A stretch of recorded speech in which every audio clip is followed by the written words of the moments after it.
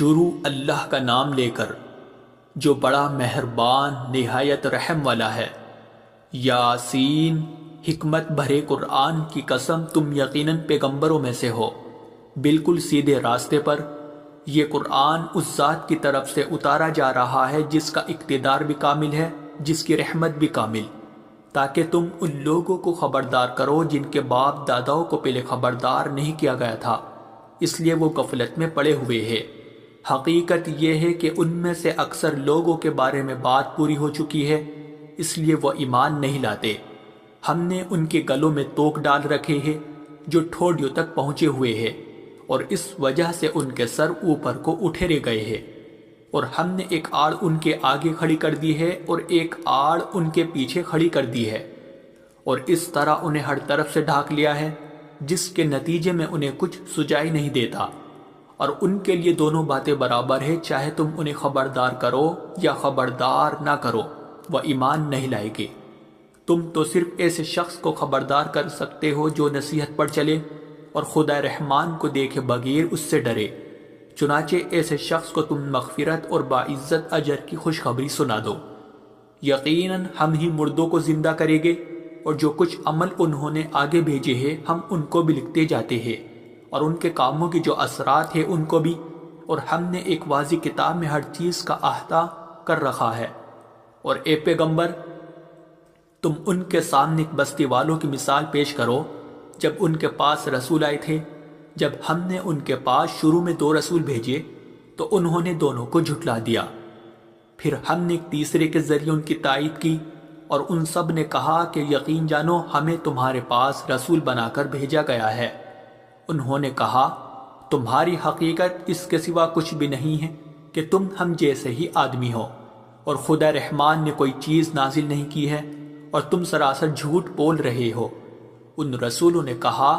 ہمارا پروردگار خوب جانتا ہے کہ ہمیں واقعی تمہارے پاس رسول بنا کر بھیجا گیا ہے،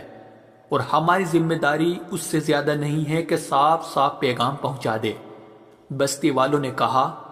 ہم نے تو تمہارے اندر نحوست محسوس کی ہے،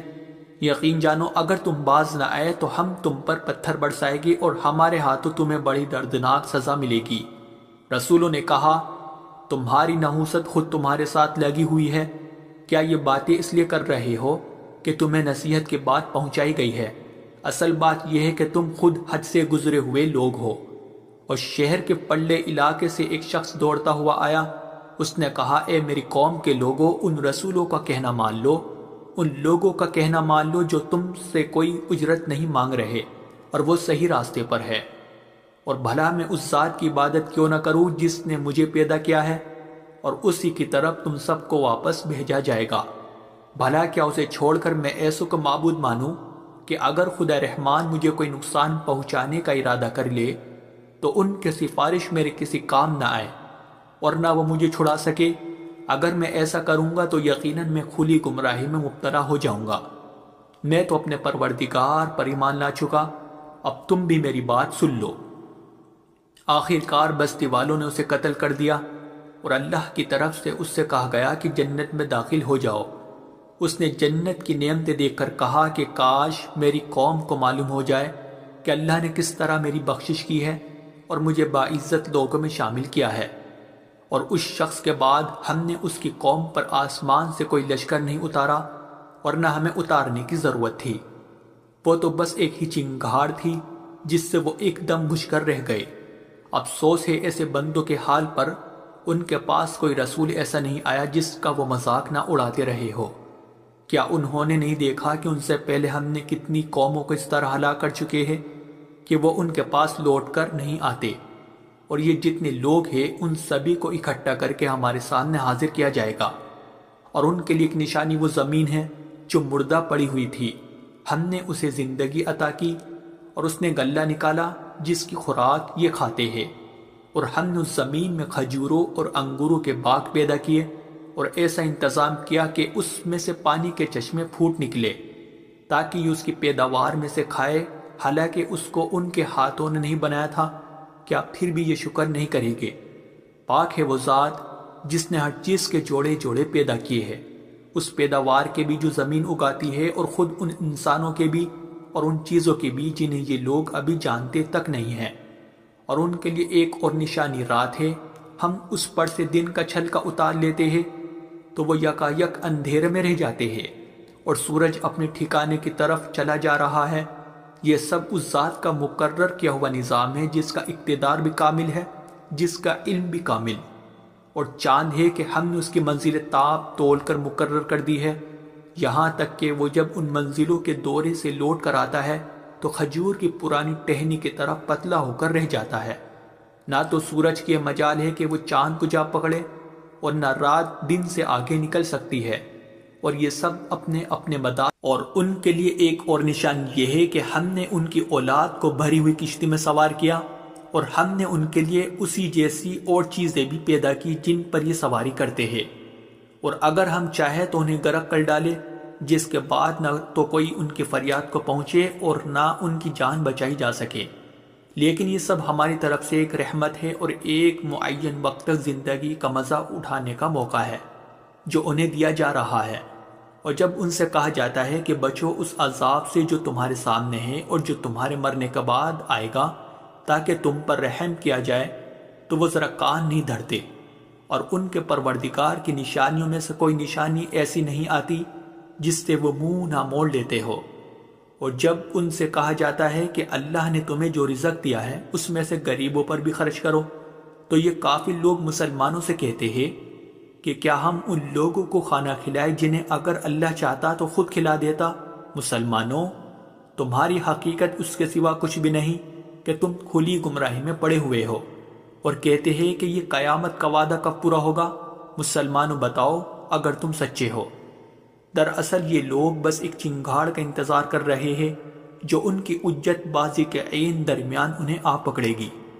پھر نہ یہ کوئی وصیت کر سکے گے اور نہ اپنے گھر والوں کے پاس لوٹ کر جا سکے گے، اور سور پھونکا جائے گا تو یکایک اپنی قبروں سے نکل کر اپنے پروردگار کی طرف تیزی سے روانہ ہو جائے گے، کہے گے کہ ہائے ہماری کم بختی، ہمیں کس نے ہمارے مرکز سے اٹھا کھڑا کیا ہے؟ جواب ملے گا کہ یہ وہی چیز ہے جس کا خدا رحمان نے وعدہ کیا تھا اور پیغمبروں نے سچی بات کہی تھی، اور کچھ نہیں، بس ایک زور کی آواز ہوگی جس کے بعد یہ سب کے سب ہمارے سامنے حاضر کر دیے جائیں گے۔ چنانچہ اس دن کسی شخص پر کوئی ظلم نہیں ہوگا اور تمہیں کسی اور چیز کا نہیں، بلکہ انہی کاموں کا بدلہ ملے گا جو تم کیا کرتے تھے۔ جنت والے لوگ اس دن یقیناً اپنے مشغلے میں مگن ہوگے،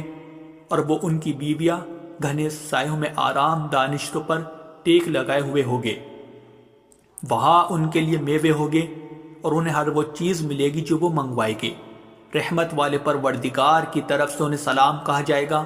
اور کافروں سے کہا جائے گا کہ اے مجرموں، آج تم مومنوں سے الگ ہو جاؤ۔ اے آدم کے بیٹو، کیا میں نے تمہیں یہ تاکید نہیں کر دی تھی کہ تم شیطان کی عبادت نہ کرنا، وہ تمہارا کھلا دشمن ہے،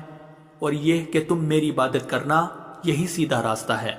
اور حقیقت یہ ہے کہ شیطان نے تم میں سے ایک بڑی خلقت کو گمراہ کر ڈالا، تو کیا تم سمجھتے نہیں تھے؟ یہ ہے وہ جہنم جس سے تمہیں ڈرایا جاتا تھا، آج اس میں داخل ہو جاؤ کیونکہ تم کفر کیا کرتے تھے۔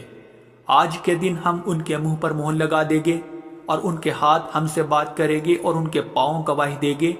کہ وہ کیا کمائی کیا کرتے تھے۔ اور اگر ہم چاہیں تو یہی دنیا میں ان کی آنکھیں مل یا میٹ کر دیں، پھر یہ راستے کی تلاش میں بھاگے پھرے، لیکن انہیں کہاں کچھ سجا۔ اور اگر ہم چاہیں تو ان کی اپنی جگہ پر بیٹھے بیٹھے ان کی صورتیں اس طرح مسخ کر دے کہ یہ نہ آگے بڑھ سکے اور نہ پیچھے لوٹ سکے۔ اور ہم جس شخص کو لمبی عمر دیتے ہیں اسے تخلیقی اعتبار سے الٹ ہی دیتے ہیں، کیا پھر بھی انہیں عقل نہیں آتی؟ اور ہم نے اپنے ان پیغمبروں کو نہ شاعری سکھائی ہے اور نہ وہ ان کے شایان شان ہیں، یہ تو بس ایک نصیحت کی بات ہے، اور ایسا قرآن جو حقیقت کو کھول کھول کر بیان کرتا ہے تاکہ ہر اس شخص کو خبردار کرے جو زندہ ہو، اور تاکہ کفر کرنے والوں پر حجت پوری ہو جائے۔ اور کیا انہوں نے یہ نہیں دیکھا کہ ہم نے اپنے ہاتھوں کی بنائی ہوئی چیزوں میں سے ان کے لیے موشی پیدا کیے، اور یہ ان کے مالک بنے ہوئے ہیں، اور ہم نے ان موشیوں کو ان کے قابو میں دے دیا ہے، چنانچہ ان میں سے کچھ وہ ہے جو ان کی سواری بنے ہوئے ہیں، اور کچھ وہ ہے جنہیں یہ کھاتے ہیں۔ نیز ان کو ان موشیوں سے اور بھی فائدہ حاصل ہوتے ہیں اور پینے کی چیزیں ملتی ہے، کیا پھر بھی یہ شکر نہیں بجا لائے گے؟ اور انہوں نے اللہ کو چھوڑ کر اس امید پر دوسرے خدا بنا رکھے ہیں کہ انہیں ان سے مدد ملے، حالانکہ ان میں یہ طاقت ہی نہیں ہے کہ ان کی مدد کر سکے، بلکہ وہ ان کے لیے ایک ایسا مخالف لشکر بنے گے جسے قیامت میں ان کے سامنے حاضر کر لیا جائے گا۔ غرض اے پیغمبر، ان کی باتیں تمہیں رنجیدہ نہ کریں، یقین جانو ہمیں سب معلوم ہے کہ یہ کیا کچھ چھپاتے اور کیا کچھ ظاہر کرتے ہیں۔ اور کیا انسان نے یہ نہیں دیکھا کہ ہم نے اسے نطفے سے پیدا کیا تھا، پھر اچانک وہ کھلم کھلا جھگڑا کرنے والا بن گیا۔ ہمارے بارے میں تو وہ باتیں بناتا ہے اور خود اپنی پیدائش کو بھلا بیٹھا ہے، کہتا ہے کہ ان ہڈیوں کو کون زندگی دے گا جب کہ وہ گل چکی ہوگی۔ کہہ دو کہ ان کو وہی زندگی دے گا جس نے انہیں پہلی بار پیدا کیا تھا، اور وہ پیدا کرنے کا ہر کام جانتا ہے۔ وہی ہے جس نے تمہارے لیے سرسبز درخت سے آگ پیدا کر دی ہے،